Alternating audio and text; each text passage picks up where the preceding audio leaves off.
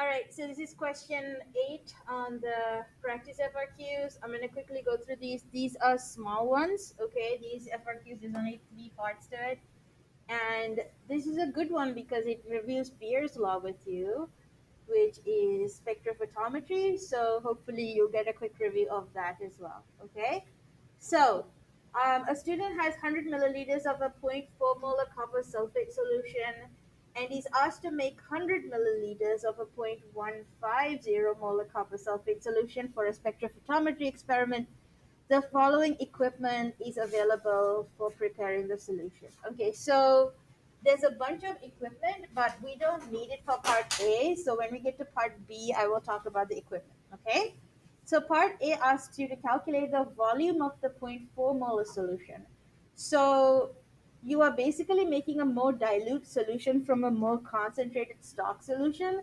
So you are just using your M1V1 equation. So this is just M1V1 equals M2V2. Whenever there's a dilution of a concentrated solution into a less concentrated solution, this is what you should use. Okay? So your first solution, your stock solution is zero point 0.4. Honestly, it doesn't matter which one you use. And we're looking for the volume of the zero point 0.4 solution that you're using. And then your second solution's molarity is 0.150 molar, and you are using 100 milliliters of that. Since you are using milliliters, you can get your answer in milliliters as well. It doesn't really matter if you use liters or milliliters. Um, the molarities will cancel out. Okay, so x is just going to be 0.150 times 100 divided by zero point 0.4. The molarities will cancel out, so your answer will just end up as milliliters. So let's calculate that real quick. 0.150 times divided by zero point 0.4. I got 37.5 milliliters. Okay? Whenever you have a situation where you have a dilution, you are just going to use M1V1. Okay? But only for dilutions and not for any other state. Alright. X is equal to 37.5 milliliters.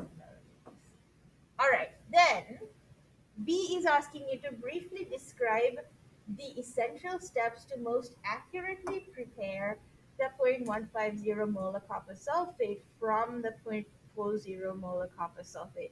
So you're going to have to measure out 37.5 milliliters of the stock solution. Okay, now let's look at the lab equipment.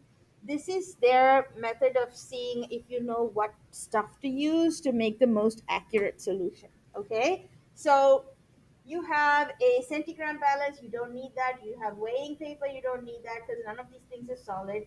You don't need the funnel, you need you so here's the equipment that can measure our volumes. You got a 10 milliliter beaker, you got another beaker, you graduated cylinder, volumetric flask, and a burette.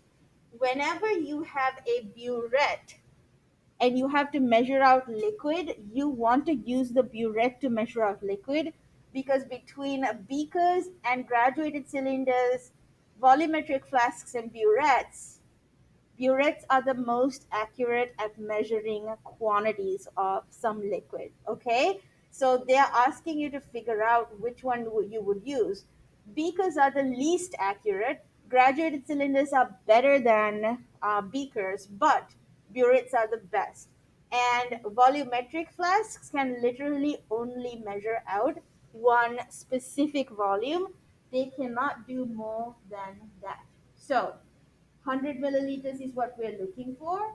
So it can literally just measure out that 100 milliliters. It cannot do 37.5. So you would pick the 50 milliliter burette, use burette to measure 37.5 milliliters of the zero point 0.4 molar solution.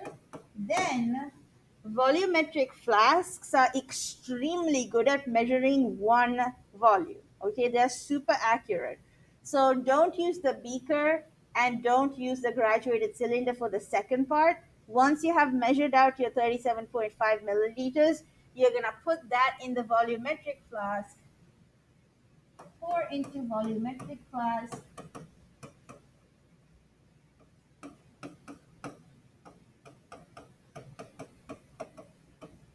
flask.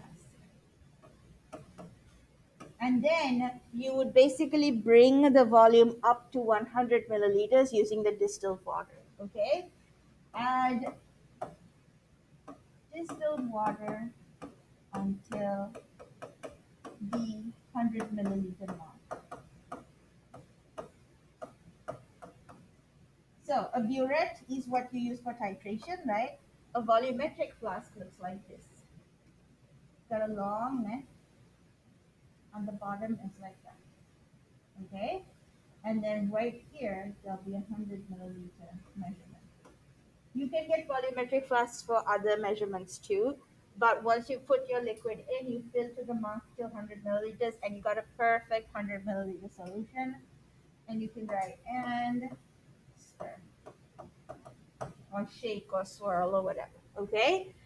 You know what a beaker looks like, but a graduated cylinder is basically a column. You use those in AP, not AP, honors chem. This is what a graduated cylinder looks like. It's got markings on the side.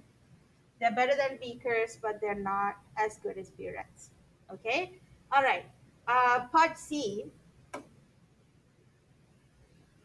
The spectrophotometer available to the student has a wavelength range of 400 nanometers to 700 nanometers. So, just like school, the spectrophotometer has a small range, 400 to 700 nanometers.